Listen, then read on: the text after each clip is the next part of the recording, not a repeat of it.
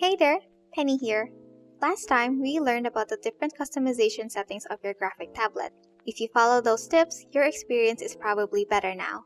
But another common problem beginner artists go through is how to hold the pen stylus correctly and comfortably. We've been using pens our whole lives, but there's just something odd about using the stylus for the first time. But don't worry, follow these tips and you'll realize how easy and convenient using the pen stylus is. After this video, holding the pen stylus will feel like second nature. Ready? Let's go! The first thing you need to check is the placement of your graphic tablet. Other artists like putting it on their side and others like it in the same angle and placement as their monitor screens. Test out which of these two you're more comfortable with and stick to that. The second tip you need to consider is holding the pen vertically. The pen stylus actually gets its pressure sensitivity from the nib. If you want to maximize the effect of the nibs and see it translate better in your work, holding your pen vertically will do the trick.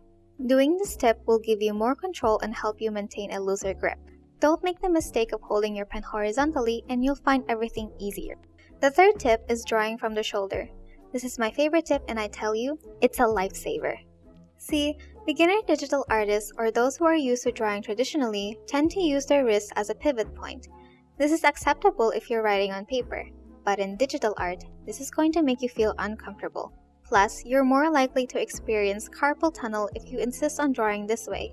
Instead, what you want to do is give your shoulder enough space and get your grip from your elbows.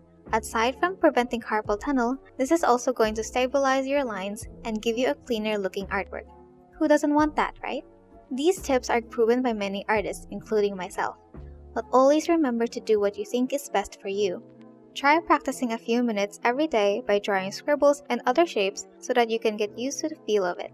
Congratulations on finishing the first must-know tips and getting started in digital art.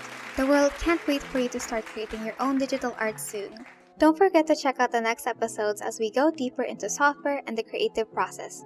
These are necessary to help you gear up for your digital art journey in the easiest way possible. See you in the next episode and stay creative!